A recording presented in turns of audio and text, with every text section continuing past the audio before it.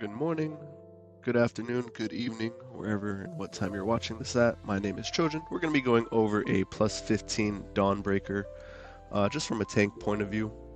Dawnbreaker is a fairly simple dungeon, so we're going to be focusing more on the rotation and how we survive certain pools, because as a tank, this dungeon can hurt sometimes, right? So before we get into that, I do want to go over our talents. This is going to be your standard build. We have illuminated sigils instead of down in flames. This is my preference. You can go down in flames. I've ran down in flames all the time. Another thing that you're going to notice is that I am running focus cleave instead of soulmonger. Focus cleave is going to give us 50% more damage on our primary target, just if you want to min-max your damage, and then if you want more of a defensive value, you can go with soulmonger. It's a personal preference at the end of the day. So that's going to be the actual talent build itself. As for the group, this is a pug group, so we have a Resto Shaman for our Lust, which is going to be nice. On top of that, you have your Mastery increase, which is going to be great for the DK, as well as the Havoc Demon Hunter. We have a Feral Druid in here. I didn't realize it was a Feral Druid until like halfway in the dungeon, so we're running a triple melee comp. We do have our Frost DK, which is going to cover majority of our AoE with the Feral, and then we have our Havoc, which is going to be our funnel. So it's a pretty good comp. I'm happy with it. So right off rip, you're going to notice when I go to gather this pool, I make a mistake and I don't hunt. So like I said, I'm going to go in a little bit more detail what I do. So normally I would hunt in this situation, right to the primary targets, Sigil of Flames, and start my standard rotation. But the issue is that I'm targeting our ally, which is going to be the Havoc Demon Hunter, so I never get my hunts off. So I actually kind of have like a mind fog going on and don't press majority of my defensives, but I'm glad this happens because I get to show you how to survive with your standard rotation. So right off rip, before we even go into it, the first thing I do is when I notice I don't have my hunt up right away, the first thing I do is press my demon spikes and my emulation aura. As a demon hunter, this is your bread and butter. Demon spikes is going to increase your armor, obviously, right? Increase your parry chance. And emulation aura, if you're not pressing this every time it goes up, you're playing it wrong. Emulation aura gives you 20% increased armor while it's active, and if you're talented into it, which you should be, gives you 10% damage reduction against magic. So Emulation Aura has a 11-second cooldown, so you should be pressing this about 5 times every minute, just so you kind of can gauge where you're at. So if you look at your logs and you want to see this upkeep, then you can. So if you notice, I pressed my hunt, right, on my primary target, and there's 2 buffs. As a Demon Hunter, you're going to get a Fracture and you're going to get a Soul Cleave. What I do is I Fracture and then I Soul Cleave. That's going to get my initial aggro, right? Because it's going to, if you Fracture first and then you Soul Cleave after your hunt, you get an Empowered Fracture, right? Which is essentially twice as strong. Right here, as soon as you finish your Soul Cleave, you're going to get a buff, right? This buff is called Thrill of the Hunt. This gives you increased healing and damage for 15%. So right now I'm in this pool, not a single defensive. I put my Fiery Brand up, right? It's spreading. Fiery Brand is going to give you 40% DR against all mobs affected by it. And I kid you not, that's the only thing I press. So right there, I have no defensives up. I'm going. And now, as a Vengeance Demon Hunter, I just want to show again, you can see how many souls I'm consuming, right? You need 20 stacks of souls to reach an Empowered Glaive to keep this thrill of the fight. So all I'm doing is spending my abilities, right? I'm soul cleaving, I'm pressing my emulation aura, I'm spending my runes. As soon as that Empowered Glaive goes off, I do it again, right? Soul cleave, and then I just keep on rotating it. Now, the whole pool, most tanks die here at the end because there's a mob called Curse Blade.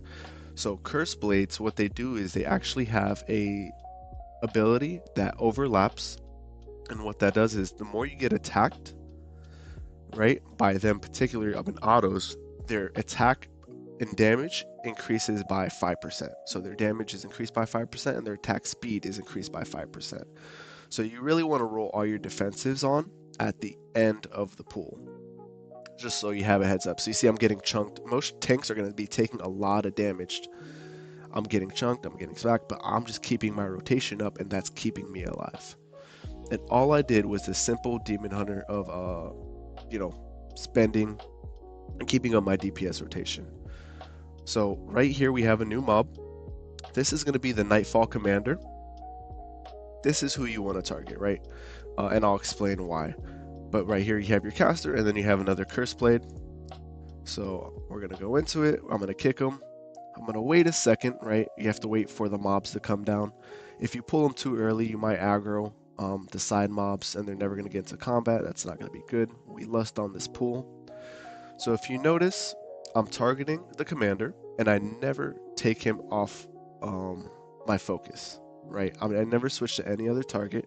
As a Vengeance Demon Hunter, you want to stick to one target because you get something called Wounded Query, which is your ability that does increased damage to your primary target. So we're funnel spec, we do a good amount of damage, but we excel in actually doing damage to one particular target. So I never switch my target.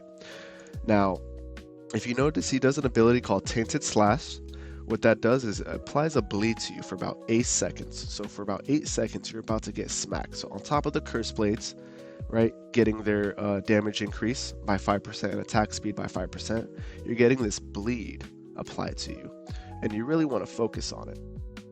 Another reason why you really want to be spending your souls non-stop is you see this right here where I'm mousing over. This is something called Painbringer, and that's going to be in your talents, and it's for every soul that you consume, right? You see how I'm at 6 and it maxes out at 6. For every stack of Painbringer that you have, if you're talented into 2 points, you get 2% damage reduction for every single one. So while we have this up at 6 stacks, we have about 12% damage reduction straight through the actual rotation itself, and it's great, you know? So pulling it as normal, we're going to be going to this side. I like to ping my group, and pugs, there's no communication, so you kind of want to just make sure everybody's on the same page. So for this pack right here, you have your Shadow Mage. I like to focus kick that one because the Web Mage is always going to focus its cast directly on you. The Shadow Mage focuses on cast on anybody else, right? So I like making sure that other people are taken care of. As a Vengeance Demon Hunter, as long as you're doing your proper rotation, you're not going to get smacked. I do want to point out to the fact that before, and you can rewind if you want, but every single pull that I started, with the exception of the first one, I always try to lead with the Sigil of Flames, my Emulation Aura, and that goes right into Fell Devastation, right? So when you're gathering or going into a pool, especially when you don't have any defensives rolling, when you're at your weakest, if you Sigil of Flames ahead of time and Emulation Aura, Sigil of Flames will give you about 30 Fury. Emulation Aura is going to give you about 10, right, which is going to give you about 40 Fury. And then by the time you get into a pack, you hunt, you hit your first Fracture, that's going to give you over 50 Fury, which is allowed to hit your Fell Devastation. So keep an eye out. I hope I do it this pool, right? So I'm going to go in, I'm going to spend my Power Glaive as normal.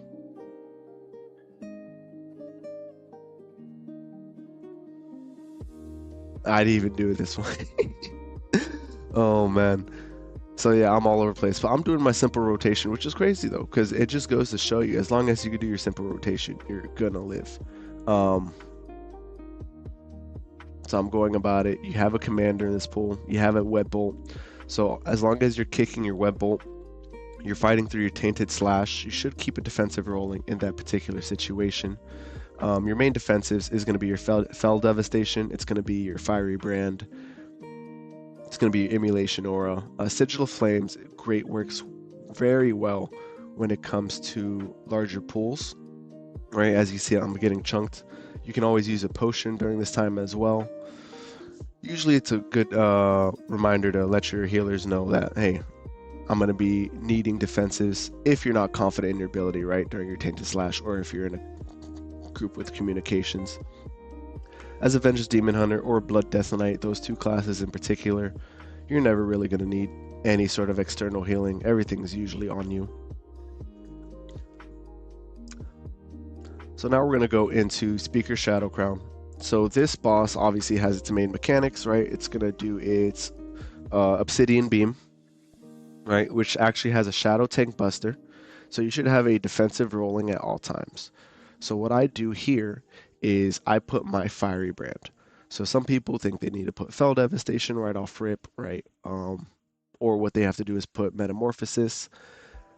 Fiery Brand is not only offensive, some people use it as such, and if you're using it offensively, which is good if you want to min-max your damage, you can. But ultimately, if you don't know how to use this ability, you're using it as a defensive. So what I do is, in order to ignore the Tank Buster, I pop it right before, and we continue as normal, right? Going through our spending rotation, keeping my Emulation Aura up, have my Demon Spikes up, I have my Stacks of Painbringer up, everything works perfectly fine, right? We're going through this boss. Right now the DPS are pumping. We have a Furrow Druid doing 10 million overall, Frost at 9 million overall, Meta Havoc at 8 million overall. I'm a little bit below 5. I'm working on it, right? What you want to do as well is you want to help your pugs out. You always want to bring the boss out a little bit from the actual orb so they can walk through.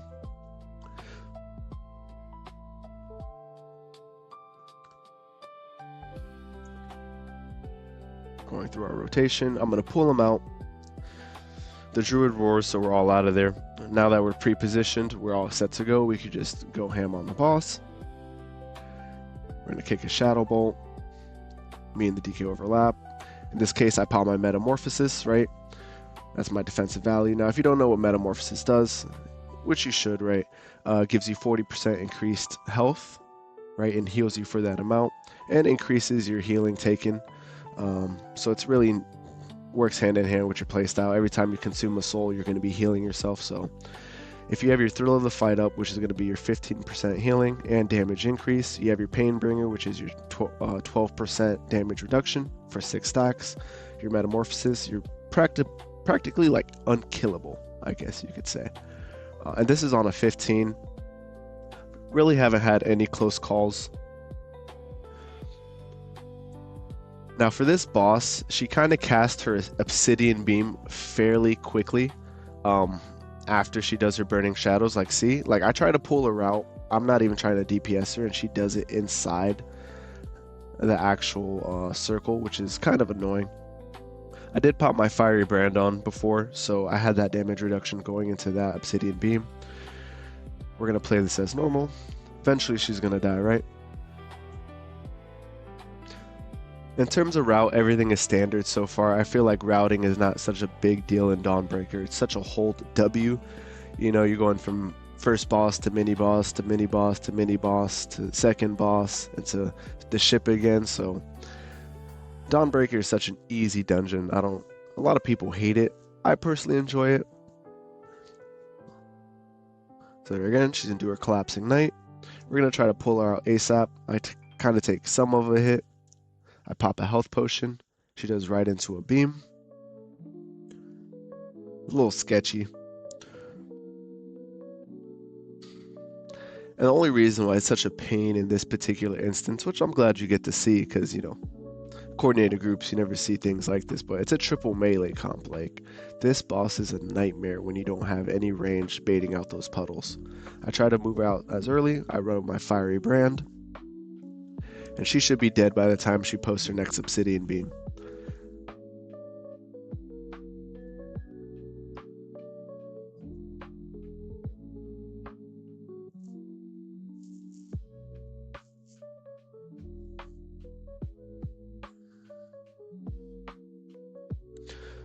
So we're going to be going to the church. There's going to be a new mob, which is going to be your main thing as a tank to focus on, or just to be aware of. It's called Shadowblade, and they usually spawn on the sides and at the stairs of the church. And what they do is they actually apply a debuff to the tank, which makes you do reduced healing by 1% every time they hit you. Now, as a demon hunter, you can parry it, so there's a chance that it may not apply to you, but this stacks up, right? So if you're taking 40 melees and they don't die and you have 40% reduced healing, there's nothing you or your healer can do. And that's where a lot of things hurt, and you're like, why, right? So the first thing I do is I Sigil of Flames this right side. I Empower Glaive because I had it up on my left side, And guess what? They're all gathered, right? I put my Sigil Flames up to give me my 30%. And guess what I have? My Fel Devastation. I use my Fel Devastation to gather aggro, right? Get my 5 seconds of Metamorphosis. And I go through my standard rotation. I'm sticking on the Tactician. Now, Tactician's hurt. I'm trying to focus him down ASAP because they have an ability that enrages them for 9 seconds. And they do double increased damage. So 100% increased damage for 9 seconds. This will hurt you, and you kind of want to focus them down. So I'm not switching targets. I'm not doing anything else. I am trying to get that down as soon as possible, and I'm trying to cleave them ASAP. I don't want any stacks of my Painbringer going down, right? So I'm trying to maintain 6 stacks 24/7. I pop my Emo Aura, and then boom, they die.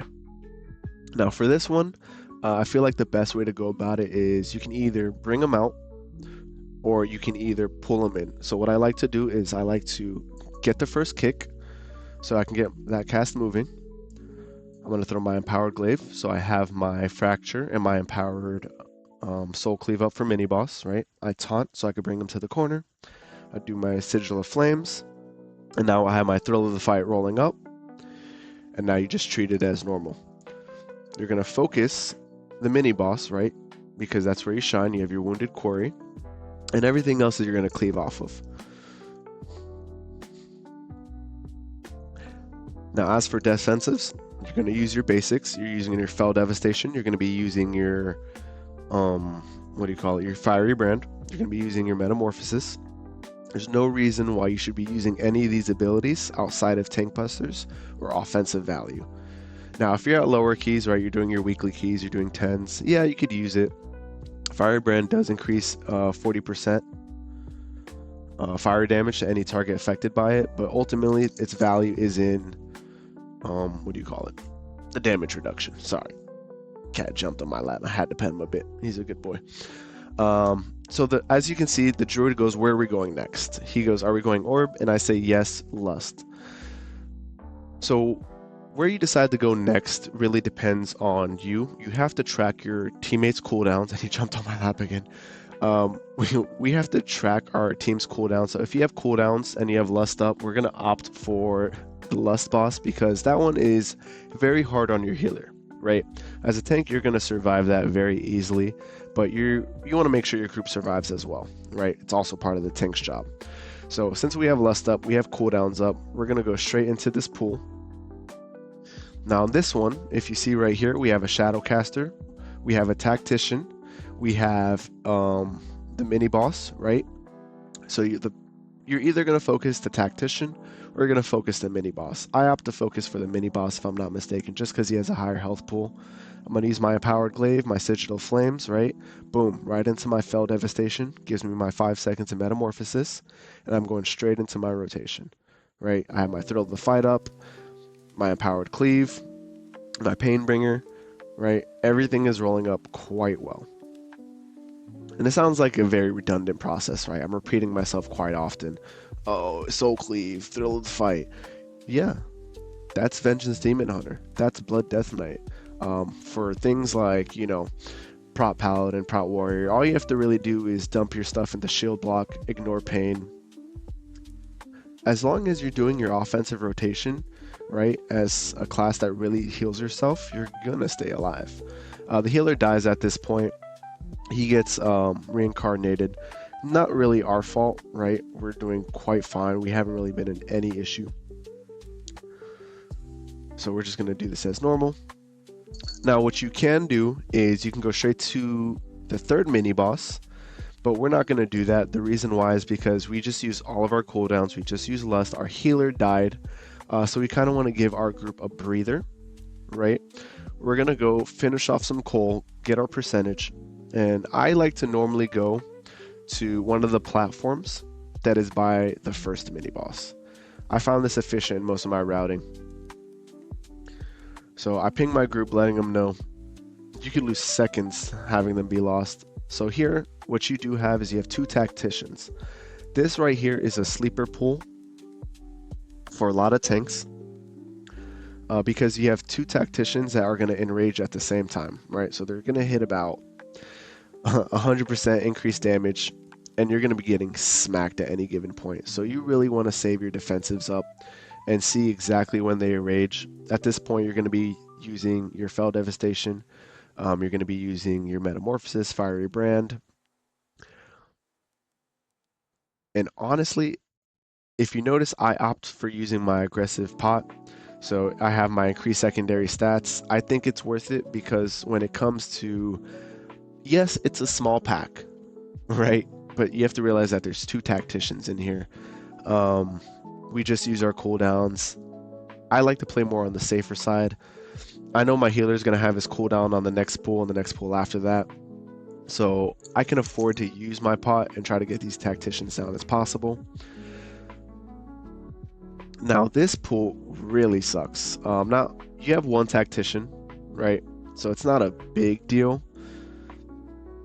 I get my Fell Devastation up. I'm rolling in with Metamorphosis, right? So I'm a little bit stabilized going into this tactician pool. But this pool sucks because you have one tactician, you have one ritualist, but you have plenty of shadow blades. So remember when I said those shadow blades? And I'm gonna, if you look at my cursor, right here on the top right hand side, this debuff, look, 28 stacks. I am getting basically no healing. My healing done or percentage reduced is like 30% at that point, right? 37, 38. I'm getting 40% reduced healing, 41, 42, and it goes. This pool sucks. And you kind of want to go all out. I think I almost die here, believe it or not. Look, I'm taking 50% reduced healing at this point. I am soul cleaving for my life, and I am not getting healed. I pop Metamorphosis. I have my cursor on my potion because I know what's about to happen. But we end up killing it, right? I'm very puckered up as a tank on this pool. I have all the stops, all the defensives out. I don't care that we're going into the mini boss because I know those pack pools are gonna hurt. So throw my Empowered Glaive out. I'm gonna Fell Dev pretty soon. I could feel it. Boom, perfect. Got my initial aggro, got my Thrill of the Fight up, and we're gonna roll it. Fun fact, you kind of want to just mitigate your damage from your pugs. So what you want to do at this point is point away the frontals. I like to point them towards the house. It's so hard to mess up. As long as your DPS really stay behind the boss, they're not going to die. Just bob and weave, Muhammad Ali. It's exactly what we want. Tacticians hurt. You just got to fight through it. You're not getting any healing reduction. Not as bad as that one, right? Obviously, we have about 10% reduced healing. We're at 11% now. We're hitting about 15 shortly. I'm pretty sure we're going to finish the pool without 20% healing reduction, but if we keep to our rotation and keep true to it, we're not going to have any issues. They're about to die at any given point. I still have Fell Devastation up. See, I pop it. I'm focusing down the mini boss.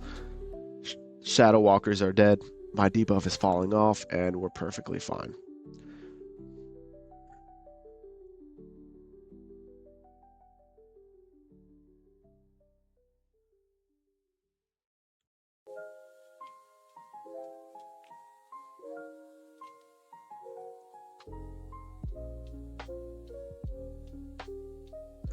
So now we're going to be going to the second boss. Great on time, right? We have about 18 minutes in.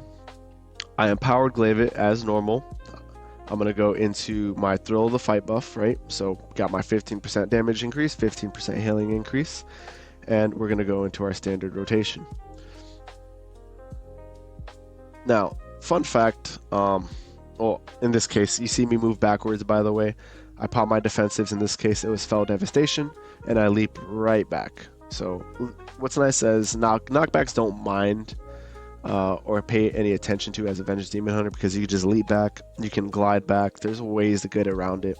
As other tanks, it's kind of a pain, but in this part, you always want to save some sort of AoE. In this case, I had Sigil of Spite, right? You can always use your Sigil of Flames. You can have your Empowered Soul Cleave. You have grips. So there's definitely ways to aggro this. That's not a main point. See, I moved back for my comp.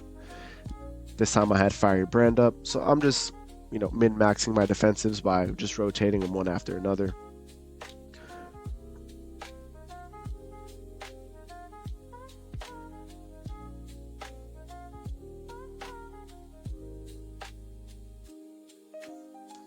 And it's a really super simple fight.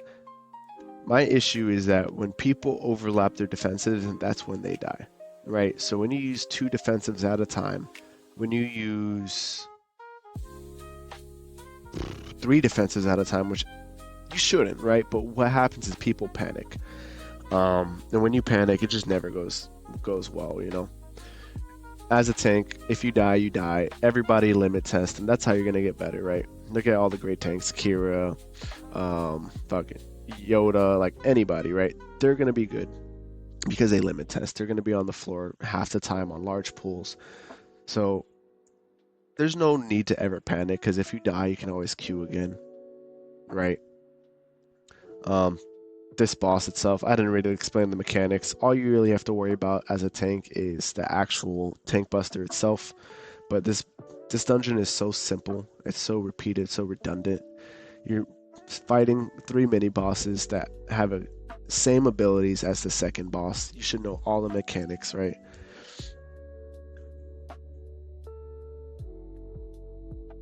Shadow Decay, pop Spirit Link.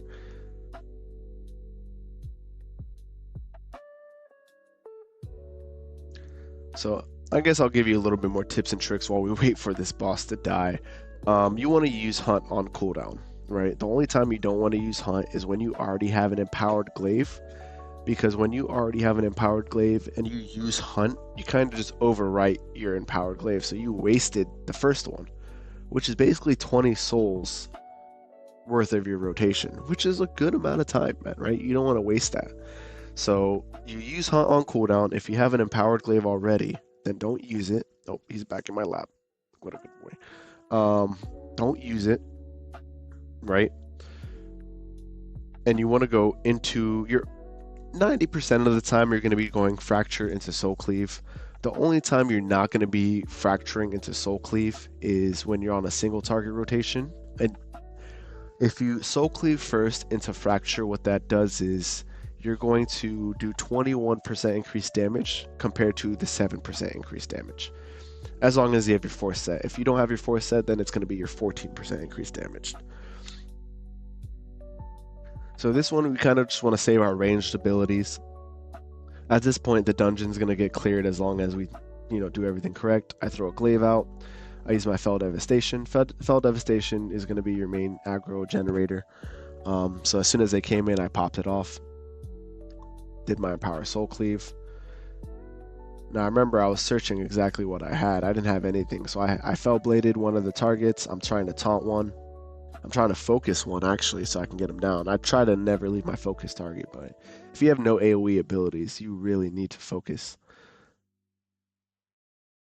All it takes on these higher levels, on a 15 plus, is somebody getting meleeed, right, twice, and they will die. If they're getting bolted and they accidentally gain aggro and get meleeed once, they are dead. And ultimately, yes, we don't like to blame DPS, but in pug settings, like, you can't blame them, because if you're pugging, you should already expect the worst, right? So you're doing everything that you can to prevent the worst. You're going to expect him to pull aggro early. You're going to expect him to hit a mob that you didn't hit. You're going to expect him to accidentally social aggro a pack that you didn't mean to social aggro. And that's kind of you as a tank to keep your awareness, right? So it sucks to say that, but it's kind of what has to be done in order for you to time most of your keys in a group that you have no communication with. This boss is super simple. I don't think there's a single tank buster that this boss does. This is just a demonstration of you knowing your abilities and trying to pump out as much damage as possible. That's really what it comes down to.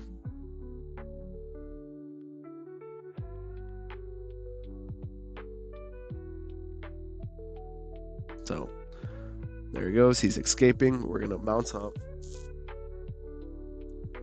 We're going to follow him. This is easiest time as long as we don't. I think we end up talking smack a little bit. See, I'm like, good group. And then somebody goes, proceeds to fold. And I think I try to hold them hostage. And I'm like, give me 5 gold and I won't throw right now. You know, just trying to have fun. As much fun as you can in pug groups, right? But yeah, easy run. I try to go into a little bit more detailed about how to go out about pools, you know, what to look out for. If you guys enjoyed the video, like, subscribe.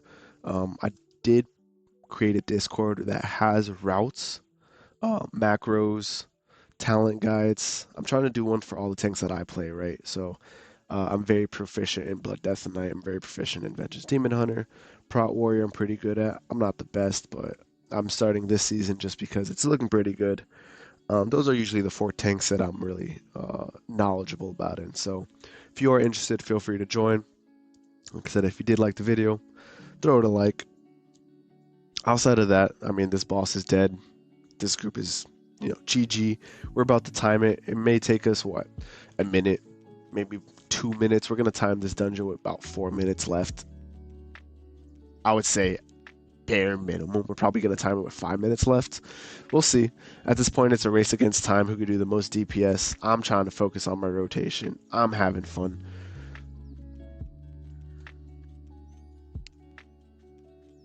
I kind of missed this boss. I don't know if you guys played Nurba or Palace, but it was a pretty cool boss fight. I wonder if they're going to bring him back as like a, what do you call it? Like a delve boss. Like, hey, they brought back Kaivessa. Even though I guess he's dead, so I guess it wouldn't make sense. But yeah, man, we're just going through it. I mean, this boss is all healer mechanics. No tank mechanic whatsoever. It's literally just AoE, sprays. Make sure you run your acidic rolls out to the sides, left and right. If you guys have any other video suggestions, I do want to go into like a more detailed guide on specifically how to play Vengeance Demon Hunter to other tanks. Not necessarily in dungeon runs, but how to optimize your rotation and things of the sort. Realistically, I don't know how to edit videos or video editing. It's not my forte, so that's going to be a little work in progress. But bear with me. I'm going to make it happen at some given point. Whether it's now, a month down, a year now, who knows? But yeah, this boss is going down. He's at 61.2%. I guess we're going to go past the 4-minute mark. That's unfortunate. We're at 4 minutes and 20 seconds. He's at 61.1%. I think we have to get him down to 60. So let's see. We're racing the timer real quick. Yeah, we're going past 4 minutes. I was talking smack earlier. It's unfortunate. I thought we were gamers. I should have bricked the key there, and now I didn't get my 5 gold.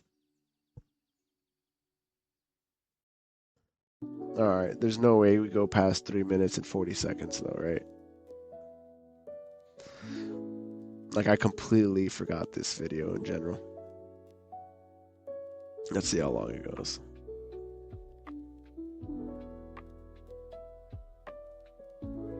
We're going past 3 minutes and 40 seconds, 3 minutes and 30 seconds. This boss takes forever. I mean, there it is. And that is the end of the run.